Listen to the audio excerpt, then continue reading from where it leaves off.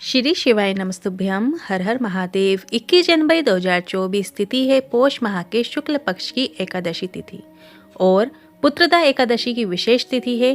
पुत्रदा एकादशी की शुरुआत 20 जनवरी 2024 को शाम को 7:26 से होगी, जो कि अगले दिन 21 जनवरी 2024 को शाम 7:26 तक रहने वाली है और एकादशी का महत्व प्रदोष की तिथि के साथ होता है। तो ऐसे में अगर आप व्रत करना चाहते हैं या आप कोई उपाय करना चाहते हैं तो आपको 21 जनवरी 2024 को रविवार के दिन पुत्रदा एकादशी का व्रत मनाना चाहिए। और गुरुजी ने अभी हाल ही की कथा में चल रही श्री राम शिव महापुराण कथा में कुछ उपाय बताए हैं, जिन्हें आप इस पुत्रदा एकादशी में करके अधिक से अधिक लाभ प्राप्त कर सकते हैं। आज के इस वीडियो में हम आपको 7 उपायों की जानकारी देने वाले हैं, जो कि आपको रोग मुक्ति प्रदान करेंगे। साथ ही जीवन में तरक्की के लिए गुरुजी ने जो उपाय बताए हैं वो भी हम आपको वीडियो में करके दिखाने वाले हैं। इसके अलावा अगर आपके घर में पुत्र या पुत्री का विवाह नहीं हो रहा है तो इस पुत्रदा एकादशी में आपको एक उपाय करना है, वो भी हम आपको वीडियो के माध्यम से समझाने का प्रयास करेंगे। और यदि डॉक्टर ने कह दिया है कि तुम्हारे गर्भ में जो बच्चा है उसमें हार्ट में छेद है या कोई दिक्कत आ रही है, धड़कन नहीं आ रही है, मानसिक रूप से विकलांग है, तो उसके लिए भी गुरुजी ने एक उपाय बताया है, वो भी आप इस पुत्रदा एकादशी के दिन कर सकते हैं। और यदि आपके घर में जीवन में तकलीफ चल रही है, घर में पैसों की समस्या है या कोई मनोकामना बहुत लंबे समय से अटकी हुई है, तो इन सभी के लिए किया जाने वाले गुरुजी ने उपाय बताए हैं, वो हम आपको इसी वीडियो में बताने वाले हैं। वीडियो को अंत तक देखिएगा ताकि कोई भी उपयोगी जानकारी आपसे ना छूटे। तो बढ़ते हैं पहले उपाय की ओर। एकादशी के उपायों की शुरुआत करने से पहले सबसे विशेष उपाय जो आपको प्रत्येक माह में आने वाली किसी भी एकादशी में आप कर सकते हैं, वो उपाय है एकादशी के दिन सुबह के समय आपको 7 बेलपत्र लेना है और 1 कलश गंगा जल लेना है। यदि आपके पास भरपूर मात्रा में गंगा जल नहीं है तो आप अपने जल कलश में जो आपके घर का नॉर्मल जल है वो भर लीजिए और कुछ बूंदे आप गंगा जल की उसमें डाल लीजिए। साथ ही आपने जो 7 बेलपत्र ली है वो उसी जल कलश के अंदर डाल लीजिए। ध्यान रखिए जो बेलपत्र की डंडी है उसका भाग आपको ऊपर की ओर रखना है और पत्तियां जल कलश के अंदर डूबी हुई होना चाहिए। इस तरीके से वो जल कलश लेकर आपको शंकर भगवान के मंदिर में जाना है। वहाँ पर सबसे पहले जहाँ नंदी जी विराजमान है, नंदी का जो उठा हुआ चरण होता है, वहाँ पर आपको कलश का पूरा गंगा जल आपको चढ़ा देना है, अर्पित कर देना है। नंदी के उठे हुए चरण पर धीमे धीमे धार से श्री शिवाय नमस्तुभ्यम बोलते हुए वो गंगा जल आपको समर्पित कर देना है। अब कलश के अंदर बची 7 बेलपत्र, उन 7 बेलपत्र को आपको शंकर भगवान की शिवलिंग पे अर्पित करना है। कलश से आपको एक एक बेलपत्र निकालते जाना है और शिवलिंग के ऊपर श्री शिवाय नमस्तुभ्यम बोलते हुए अर्पित करते जाना है। ध्यान रखिए जब आप बेलपत्र अर्पित करें शिवलिंग के ऊपर तो आपको बेलपत्र अपने से ठीक विपरीत दिशा की ओर अर्पित करते जाना है। मतलब जो बेलपत्र की डंडी है वो आप जहां पर बैठे हैं आपसे ठीक विपरीत दिशा की ओर बेलपत्र की डंडी रखते हुए अर्पित करना है, जैसा कि आप वीडियो में देख सकते हैं। 7 बेलपत्र अर्पित करने के बाद श्री शिवाय नमस्तुभ्यम बोल देने के बाद अपने मन की कामना, अपने मन का भाव, यदि आपकी कोई परीक्षा में आप सफलता चाहते हैं, कोई नौकरी के लिए आप अप्लाई करना चाहते हैं या आपके जीवन में धन संपदा की कमी है, लक्ष्मी की कमी है, धन प्राप्ति के लिए भी आप इस महा उपाय को कल पुत्रदा एकादशी के दिन रविवार के दिन कर सकते हैं और श्री शिवाय नमस्तुभ्यम बोल दीजिए। बस आपको इस उपाय में इतना ही करना होता है। अब बढ़ते हैं अगले दूसरे उपाय की ओर। अगर एक कमा रहे हैं, सवा खर्चा हो रहा है, पैसा बीमारियों में जा रहा है, घर में पैसा टिक ही नहीं रहा है, एक के बाद एक परिवार के सदस्यों की तबीयत खराब होती चली जाती है और उनमें वो पैसा जा रहा है, या परिवार में क्लेश का माहौल बना होता है, घर में सुख शांति का अनुभव नहीं होता है, तो ऐसे में पितृदोष के कारण ये सब होता है। और इन सभी परेशानियों को दूर करने के लिए गुरुजी ने एकादशी का एक सरल उपाय बताया है, जो कि आप प्रत्येक एकादशी में कर सकते हैं। आपको एक कलश जल लेना है और वो जल आपको शिवलिंग के ऊपर अर्पित कर देना है और इसके बाद आपको 3 बार स्वधा स्वधा स्वधा बोल देना है। स्वधा पार्वती जी की नानी जी का नाम है, ये पितृलोक में निवास करती हैं। बस आपको इतना ही करना है। अगर आप स्वधा स्तोत्र का पाठ करना चाहते हैं तो वो भी आप कर सकते हैं। आप मोबाइल में गूगल में आपको स्वधा स्तोत्र का पाठ भी मिल जाएगा, जिसे आप जल चढ़ाने के बाद नंदी के पास बैठकर पढ़ सकते हैं। बस आप ऐसा 4 से 5 एकादशी करके देखिएगा। जीवन में, घर में, परिवार में सुख शांति देखने को मिलेगी, घर में पैसा टिकेगा। बढ़ते हैं अगले तीसरे उपाय की ओर।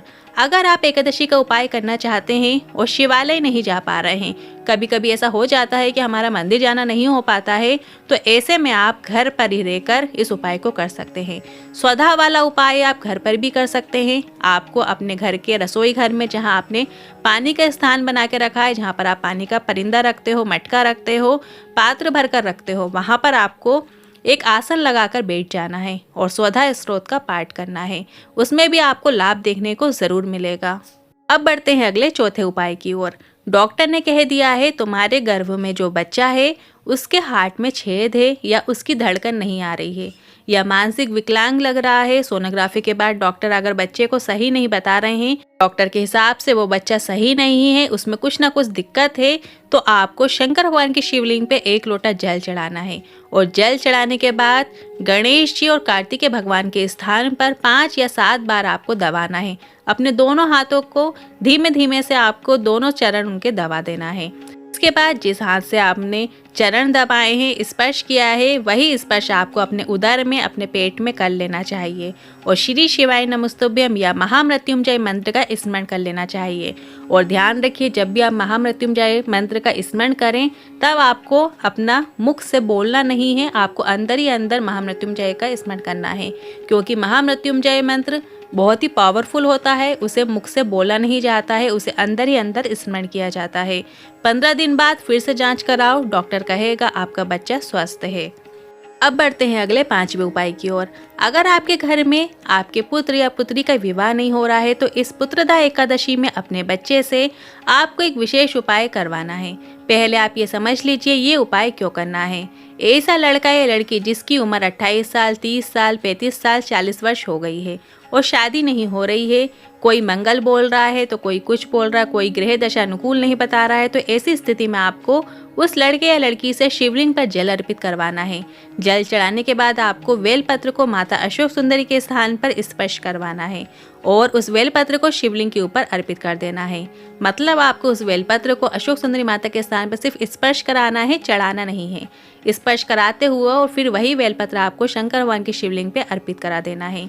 जब आप बेलपत्र शिवलिंग के ऊपर अर्पित कर देंगे, तब उसकी जो डंडी है वो जलाधारी की ओर करते हुए अर्पित करना है और इसके बाद माता अशोक सुंदरी के स्थान पर स्पर्श करते हुए श्री शिवाय नमस्तुभ्यम बोलते हुए अपने मन की बात महादेव से बोल देना है। विनती कर लें, बस आपको इतना ही करना है। 3 से 4 महीने में संबंध जमेगा, ये निश्चित है। बढ़ते हैं अगले 6वें उपाय की ओर। पुत्रदा एकादशी में हर माँ अपने बच्चे के उज्जवल भविष्य के लिए, जीवन में तरक्की के लिए उपवास करती है। ऐसे में गुरुजी ने श्री राम शिव महाप्राण कथा, जो कि 40 गांव जलगांव महाराष्ट्र में कथा चल रही है, उसमें छोटे बच्चे के लिए एक विशेष उपाय की जानकारी दी है, जिसे आप इस दिन करके अधिक से अधिक लाभ प्राप्त कर सकते हैं। यदि बच्चा माइंड से विकलांग है, बच्चे के हाथ पाँव में तकलीफ है, बच्चे का विकास नहीं ठीक तरीके से हो रहा, बच्चे के मुख से लार टपकती रहती है, बुद्धि कार्य नहीं कर रही है, तो आप उस बच्चे से कहें शिवलिंग पर जल चढ़ाने के बाद गणेश और कार्तिकेय भगवान पर स्पर्श करते हुए आया करो। ऐसा लगातार 2 से 3 महीने में बच्चे में विकास देखने को आपको मिलेगा। यदि बच्चा स्वयं नहीं कर पा रहा है तो माँ जो है या घर का कोई भी सदस्य बच्चे से जल चढ़वा सकता है और कार्तिकेय भगवान और गणेश भगवान के स्थान पर स्पर्श करवाकर वो हाथ उसके मस्तिष्क पर जरूर लगवाइएगा। बढ़ते हैं अगले 7वें उपाय की ओर। यदि आपको कोई रोग ऐसा हो गया है जो आपका जा ही नहीं रहा है, आपने सारे ट्रीटमेंट करा लिए, सारे डॉक्टर की दवाइयाँ भी खा रहे हैं, पर उस रोग से आपको मुक्ति नहीं मिल पा रही है, तो इस उपाय को करने के लिए आपको सबसे पहले शंकर भगवान की शिवलिंग पर बेलपत्र अर्पित करना है। जब आप बेलपत्र अर्पित करेंगे तो जो बेलपत्र की डंडी है वो जलाधारी की ओर करते हुए अर्पित कीजिएगा और आपका मुख उत्तर दिशा की ओर करते हुए आपको अर्पित करना है। इस बात का भी आपको ध्यान रखना है। आप उत्तर दिशा की ओर मुख करते हुए खड़े होकर या बैठकर बेलपत्र अर्पित कर सकते हैं और इसके बाद एक कलश जल आपको शंकर भगवान की शिवलिंग पर कुंदकेश्वर महादेव का नाम लेते हुए अर्पित करना है। कुंदकेश्वर महादेव रोग मुक्ति प्रदान करते हैं और इसके बाद जलाधारी से आ रहे जल को अपने जल कलश के अंदर झेल लीजिए और इसके बाद आपको उस जल का 3 बार आचमन करना है। कुंदकेश्वर महादेव का नाम लेते हुए आचमन करना है। साथ ही आप जो दवाइयाँ ले रहे हैं वो दवाइयाँ भी आपको कुंदकेश्वर महादेव के नाम से खाना है। इसके अलावा अभी हाल ही की कथा जो कि श्री राम शिव महापुराण कथा चल रही है, उसमें भी गुरुजी ने एक उपाय बताया था, जिसमें उन्होंने बताया कि जिस समय व्यक्ति को बहुत अधिक रोगों ने घेर लिया है और डॉक्टर ने कह दिया हो 8 से 10 दिन यदि इनको आराम नहीं लगेगा तो इन्हें एडमिट करना पड़ेगा, तो ऐसी स्थिति में आपको शंकर भगवान पर चढ़ा जल आपको 3 जगह लगाने का बताया है। मतलब जब आप शंकर भगवान की शिवलिंग पर जल चढ़ाओ, जलाधारी से आ रहे जल को अपने जल कलश के अंदर झेल लो। इसके बाद आपको उस जल को 3 जगह पे लगाना है। पहला जल आपको जो पेट में, उदर में, नाभि का भाग है, उस जगह पे आपको उस जल को लगा देना है। दूसरा स्थान गुरुजी ने बताया है कि जहां हम तिलक लगाते हैं वहां पे जल लगाना है।